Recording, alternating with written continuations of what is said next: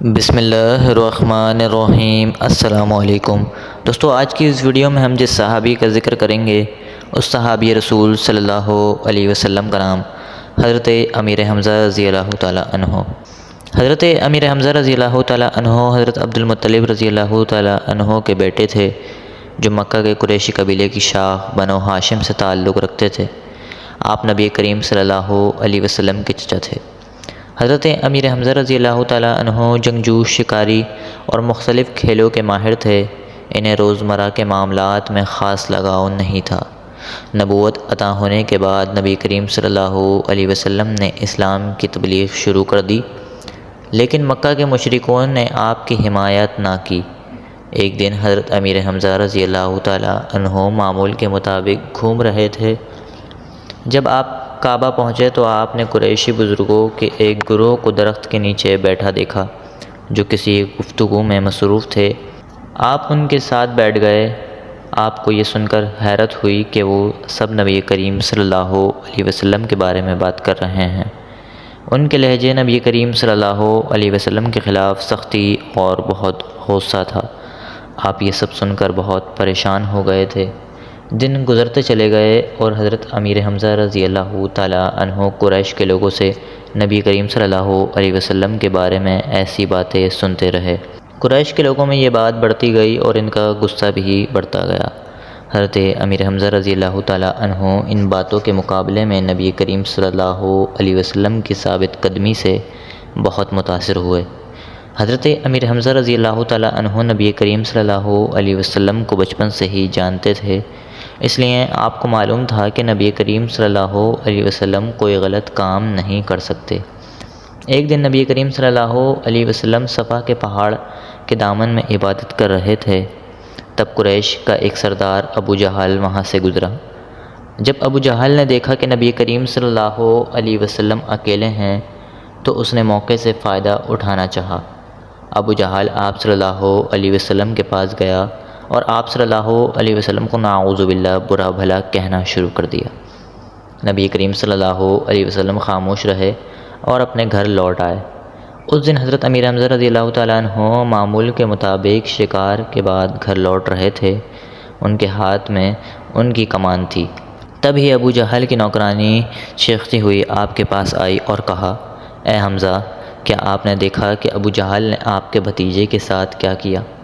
اس نے تمام واقعہ حضرت امیر حمزہ رضی اللہ تعالیٰ عنہ کو سنایا، جس پر حضرت امیر حمزہ رضی اللہ تعالیٰ عنہ کو بہت غصہ آیا اور آپ ابو جہل سے لڑنے کے لیے کعبہ پہنچ گئے، جہاں ابو جہل دوسرے سرداروں کے ساتھ بیٹھا تھا۔ حضرت امیر حمزہ رضی اللہ تعالیٰ عنہ اس کے قریب پہنچتے ہی شیر کی طرح اس پر گرج پڑے۔ حضرت امیر حمزہ رضی اللہ تعالیٰ عنہ نے ابو جہل کو اپنی کمان سے مارا، یہاں تک کہ اس کے جسم سے خون بہنے لگا۔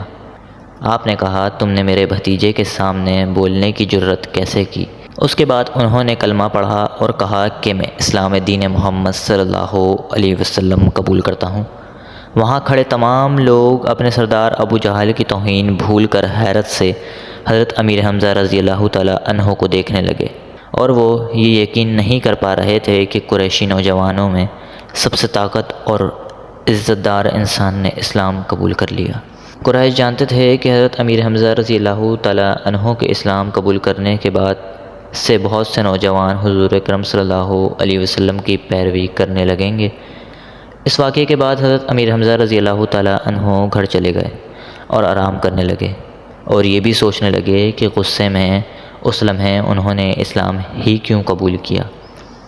یہ تو سچ تھا کہ وہ اپنے بھتیجے کی توہین برداشت نہیں کر سکتے تھے، لیکن وہ اس الجھن میں بھی تھے کہ کیا انہوں نے اسلام قبول کر کے صحیح کیا یا نہیں، جبکہ وہ ابھی تک اسلام کی تعلیمات سے واقف نہ تھے اور نہ ہی اس کا علم حاصل کرنے کی کوشش کی تھی۔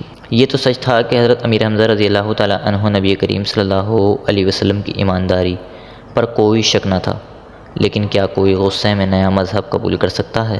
جب کوئی عقل کے ذریعے علم حاصل کرنے کی کوشش کرے گا تو اسے ایسی صورتحال کا سامنا کرنا پڑے گا جو حضرت امیر حمزہ رضی اللہ تعالیٰ عنہ کے ساتھ گزر رہی تھی۔ حضرت امیر حمزہ رضی اللہ تعالیٰ عنہ کعبے گئے۔ انہوں نے اللہ سے سیدھا راستہ دکھانے کی التجا کی۔ اللہ نے ان کی دعا قبول کر لی اور انہیں اپنے سوالات کا جواب مل گیا۔ اللہ نے ان کے دل میں ایمان اور یقین سے بھر دیا۔ صبح ہوتے ہی وہ حضرت محمد صلی اللہ علیہ وسلم کے پاس گئے اور آپ صلی اللہ علیہ وسلم کو اپنے اسلام قبول کرنے کے بارے میں بتایا۔ یہ سن کر اللہ کے رسول صلی اللہ علیہ وسلم بہت خوش ہوئے اور آپ صلی اللہ علیہ وسلم نے دعا کی کہ اللہ ان کے دل میں اسلام کو ہمیشہ زندہ رکھے۔ حضرت امیر حمزہ رضی اللہ تعالیٰ عنہ بہت طاقتور آدمی تھے، اس لیے آپ صلی اللہ علیہ وسلم اور صحابہ کرام کا کافروں سے دفاع کر سکتے تھے۔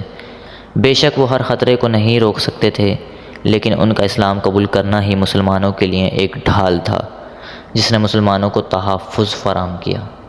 وہ بہت سے لوگوں کے لیے اسلام قبول کرنے کا سبب بنے۔ حضور نبی کریم صلی اللہ علیہ وسلم نے انہیں اللہ کا شیر کے لقب سے نوازا۔ حضرت امیر حمزہ رضی اللہ تعالیٰ عنہ نے غزوہ بدر میں عظیم کارنامے سر انجام دیے۔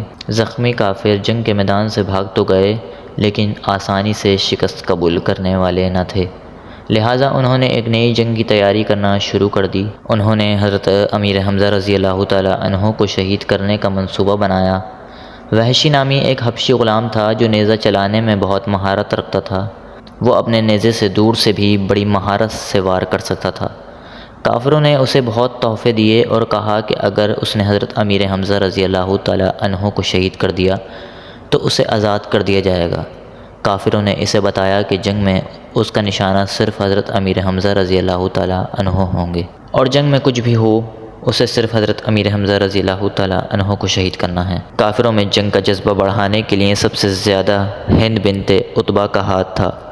وہ کسی بھی قیمت پر حضرت امیر حمزہ رضی اللہ تعالیٰ عنہ کو شہید کروانا چاہتی تھی۔ اس نے جنگ سے پہلے ہی وحشی کو خوب بھڑکایا اور اس سے وعدہ کیا کہ اگر اس نے حضرت امیر حمزہ رضی اللہ تعالیٰ عنہ کو شہید کر دیا تو وہ اسے زیورات سے نوازے گی۔ دونوں فوجیں احد کے پہاڑ پر اکٹھی ہوئیں۔ حضرت امیر حمزہ رضی اللہ تعالیٰ عنہ نے جنگ کا لباس پہنا ہوا تھا۔ وہ کسی شیر کی طرح دکھائی دے رہے تھے۔ انہوں نے غزوہ احد بڑی بہادری سے لڑی۔ مسلمان فتح حاصل کر رہے تھے۔ کافروں کی فوج نے شکست کو دیکھتے ہوئے پیچھے ہٹنا شروع کر دیا۔ جب مسلمانوں نے کافروں کو پیچھے ہٹتے دیکھا تو انہوں نے مال غنیمت اکٹھا کرنا شروع کر دیا۔ تب کافروں کے ایک دستے نے مسلمانوں پر پیچھے سے حملہ کر دیا۔ حضرت امیر حمزہ رضی اللہ تعالیٰ عنہ نے جب یہ دیکھا تو انہوں نے اپنی ہمت اور طاقت کو اکٹھا کیا اور کافروں کی فوج پر برس پڑے۔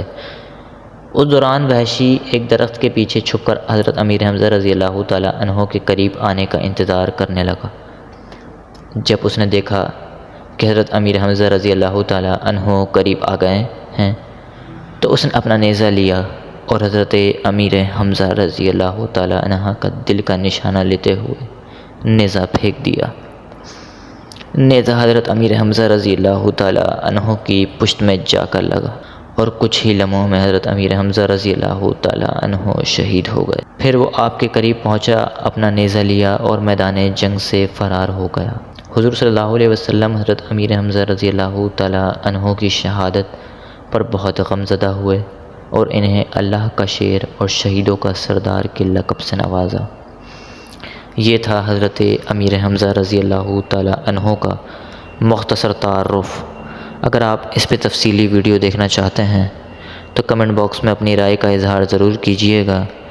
انشاءاللہ کچھ ٹائم بعد اس پر بھی تفصیلی ویڈیو آ جائے گی۔ اگلی ایپیسوڈ تک کے لیے ہمیں دیں اجازت۔ فی امان اللہ۔ اگر آپ صبر نہیں کریں گے تو زندگی بے چین ہو جائے گی، زندگی بے قرار ہوگی، زندگی میں تکلف آ جائے گا۔ آپ کچھ کام کریں زندگی میں اور حوصلے کے ساتھ کریں، اور پھر تھوڑا ٹائم